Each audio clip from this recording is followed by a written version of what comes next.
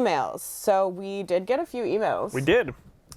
Like, just in the last week or so. Yeah, so thanks for the emails. Yeah, keep it up. If you have questions or anything like that, just email us and we will read them out loud and answer them on our show like we're about to do. This is from Joseph Battaglia. Hi, Joseph, sorry. I shortened his name already. Hey, I Joey. hate that. That's Joey, what's up? That's so rude. Does he sign off Joseph? Oh, he signs Joe. Oh, okay. we're good. Never We're mind. good. Joseph's question had nothing to do with shortening names. So let me, he says, hi, Emily and Kevin. First off, I really enjoy the show and have been trying to track down some of your recommendations, specifically Greener Grass, Attack of the Beast Creatures, Prometheus, and some others. All good ones. All good ones. Good luck with Attack of the Beast Creatures. That's only on VHS. To add to my watch list / buy for my physical media collection, I had a few questions for you both that I hope you could answer. One, what are your favorite subsections within each genre or genre therein? Example, Mexican monster movies, biker films, etc. You go first because I made so many notes. I did not write down any, and I'm just going to have to kind of wing it, but I can come up with something. Look how many notes I made for this episode. That's like one of the notebooks from 7. Favorite sections here. I said, so obviously I love the psychotronic room upstairs. Yeah. It's a big hit all around with everybody. Where I find a lot of cool stuff up there is the European horror section and then the Mondo section. That's where you can find some like really disturbing, scary, fucked up stuff. I love the murder and mystery suspense general section because there's a lot of like thrillers and made for TV stuff. A lot of stuff you guys talk about on your podcast, Suspense is Killing Us. And then I really like the true crime and serial killer section up there. Man, I'm terrible at this. This sucks. You've been working here how long? I've been working here almost 20 years. Damn. I mean, I love the director's section. One of my favorite things about the store is that we have the director's section. And you can kind of just pick one and dive in. Yeah, and so I mean, that I've actually discovered a lot of movies that way where I've just been like, you know, since I've worked here, going like, why does this guy have a director's section? Why does this woman have a director's section? And go, oh, well, now I know. You know, you can check it out. I mean, I can say recently one of my discoveries was Chantal Akerman over the last like couple years, like slowly going through all of her movies, and they're awesome. And I'm just gonna pick a foreign section, and it's a big one, but it's like Hong Kong. And one of my I've said on the show before, I think when I talked about The Cat in one of the first episodes. Like the Hong Kong cinema of like the 80s and 90s is one of my favorite genres of cinema, and so I'm forever finding something new, whether it's like 70s kung fu or 80s or 90s. It's just there's too much stuff. There's a lot of stuff. That's the thing about here is that there's just too much stuff. Yeah. But between all of us that work here, we haven't seen everything that is here. Yeah, sorry guys, but that's great though because we can always see something new. I also really like. And this sucks because we're not, you know, having as many people come in and browse as usual, but I really like when we do our special sections, like for where we are, we're at the north end of the store, so there's like end caps where there's little special sections that rotate through, which also brings me to those curated lists that we have up on our website that we've been doing, the recommendations. Oh, yeah. All of the staff have been contributing recommendation lists, and they're just like kind of like hyper-specific checklists of movies you should watch if you're into whatever category. So for example, Kev, you did, what if I just started calling you that now? Kevin, you did... It's weird at first, but I'll get used to it, I guess. We'll get comfortable with it. I'm not going to do it. You did dog performances. Yeah, I did. Which, I mean, obviously, we love that. I did female-directed horror films from the 2010s. Mm-hmm. Our coworker, Brian, did all the art, and the design for it looks really cool. Yeah. So those absolutely. are some, if you're not sure what to watch and you want to like conquer a weird category list, they're there, and I think we're going to keep putting some up there. So 2, this is one that we will maybe be able to rent. What is the rarest or most expensive movie that Scarecrow Video owns? Have you ever rented it out to watch at home? The answer to the second part is no. The rarest one we have is, I don't know exactly, but Rich was talking about this before, and we were talking about, it was a Playhouse 90 version of Turn of the Screw directed by John Frankenheimer that we got from John Frankenheimer back in the day on tape. And I think it's still never been officially released. So we have that. And that's about the rarest thing we have, because John Frankenheimer basically dubbed us a tape.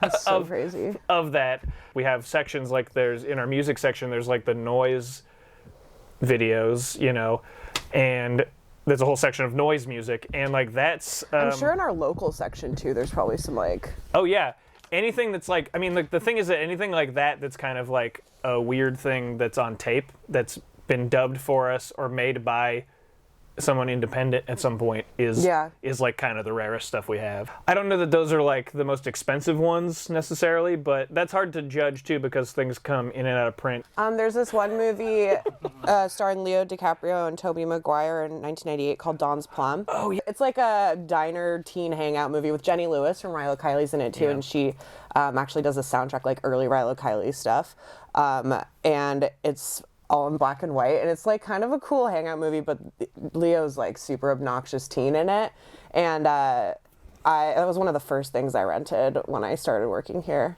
I think we have a PAL-coded version because like Leo and Tobey Maguire they like famously got it banned from the U.S. And it's funny because I was listening to podcast Page 7, and they had like just found out about this movie, and they're like, oh my god, like how can we get our hands on that? And I was like, I fucking saw that movie. So that's one. There you go. That's a good one too. In the same kind of vein, the Johnny Depp The Brave. That's true. We do have Johnny Depp's The Brave. I don't know about that.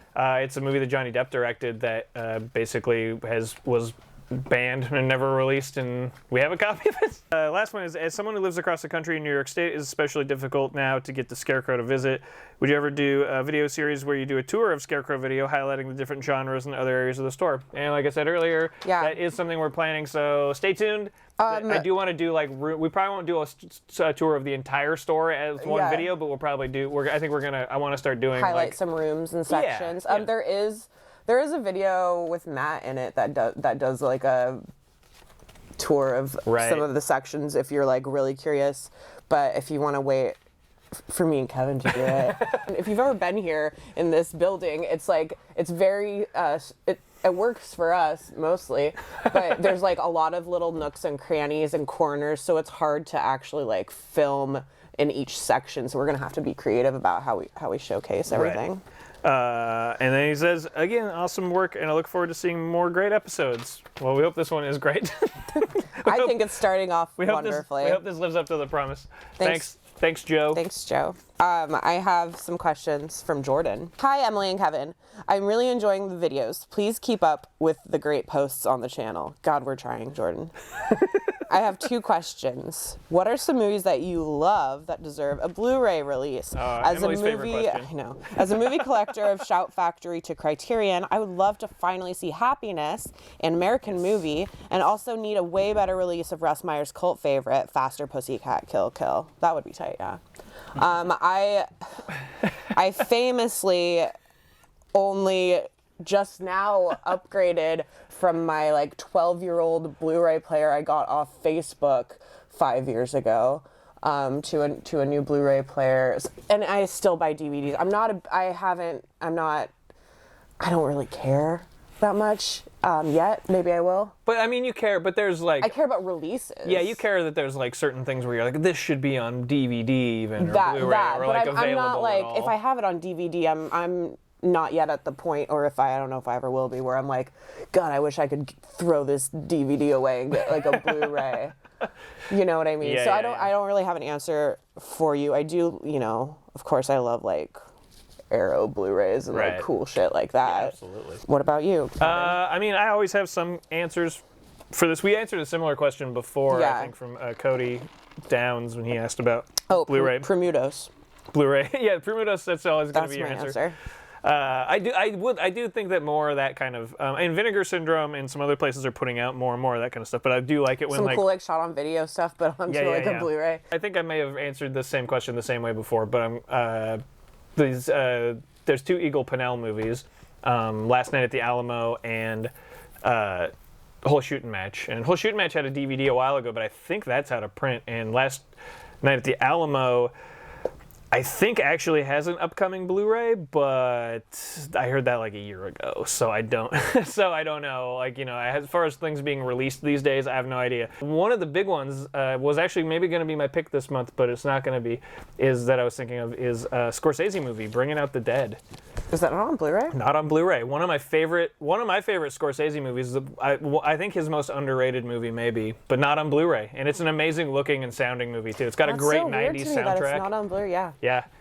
So those would be a few that I'd say. For things that aren't even out on DVD, but I would throw out Mickey Reese's stuff. Oh yeah. Well, everybody look up Climate of the Hunter and look up Mickey Reese. He's this director out of somewhere Oklahoma. in the South, Oklahoma. Yes, this director out of Oklahoma. And have you seen that yet? Have you watched? Anyway, check it out. That one's again is around virtual cinemas. Hopefully, we'll have a Blu-ray release. What about Ewok Adventures? Ewok Adventures should be totally on Blu-ray. Definitely. Absolutely. There's my second. Now that's my second go-to answer. Ewok Adventure should be on Blu-ray before fucking Rise of Skywalker. Anyway, what's the next question? Oh yeah. What is the angriest you've gotten at a movie? The movie that made me the most angry and depressed was a documentary called Dear Zachary, a letter to a son about his father. So that movie is one that I'm intentionally avoiding because I know it's gonna really rile me up emotionally. Because I feel like you could take it a few ways. This getting angry at a movie thing. I've been upset when movies make me feel bad, but I don't know. I've gotten less emotional that way as I've gotten older. I've gotten more emotional watching movies. You know, like I can't stop crying when I watch Little Women or Fanny and Alexander or something.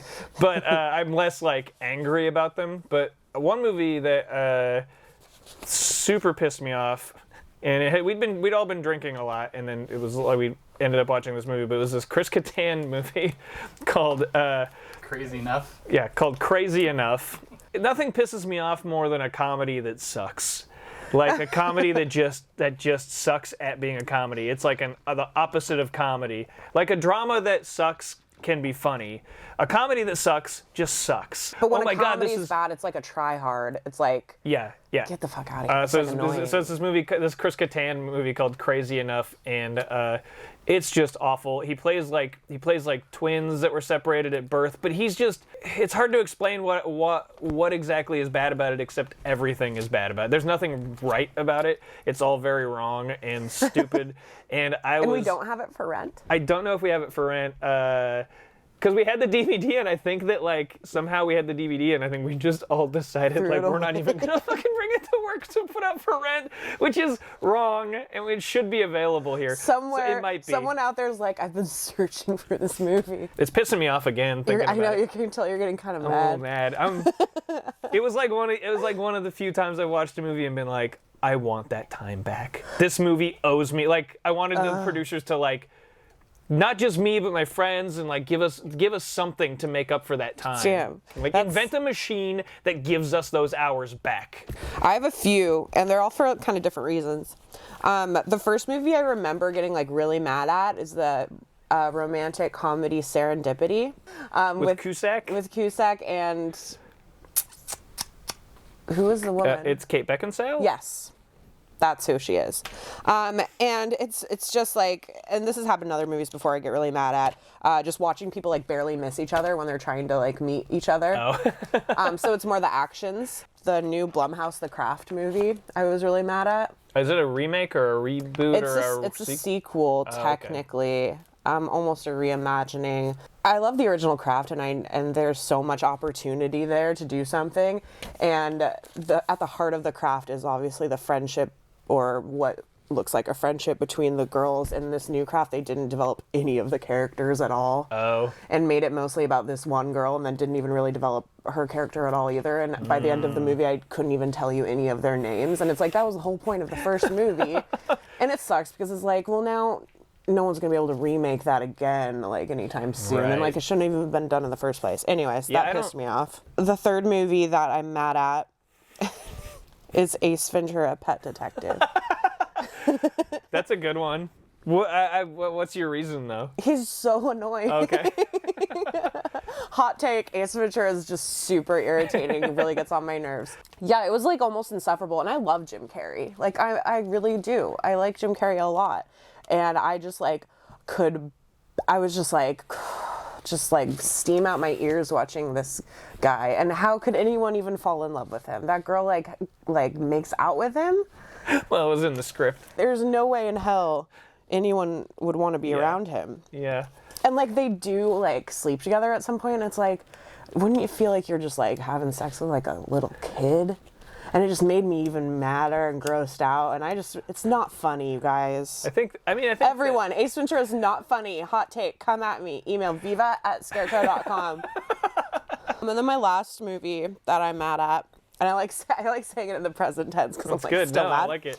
I like it. And this one, people seem to really love this movie, and it's Albert Brooks' Modern Romance. I've never seen any other Albert Brooks movies, actually. I've only seen this one, and I just hated his character so much and felt like the woman was being so emotionally abused in that love story that I couldn't not see that and think it was trash. Then I went on Letterboxd and it has like an average of like 3.8 or like something crazy, and I was like, fuck you guys. And I love a neurotic slice of life love story, you know what I mean? I'm ready to start some shit here. Ace Ventura, Albert Brooks, these guys are making me mad. Was that the last question, or were there more? That's it. Thanks, Okay. Jordan Martin. Thanks, Jordan. Oh, another movie I hated recently was Jennifer 8 with Uma Thurman and Andy Garcia. Oh yeah, I haven't seen that Fucking one. sucks. And here's one from a guy we know. It says, "Hey Emily and Kevin, do you guys know that Scarecrow Video is a really cool place to visit and to volunteer at?" What? Signed, Anonymous. Weird. I did know that though. I did that. We did know that. We did know that, Greg. Sorry. I gave it away.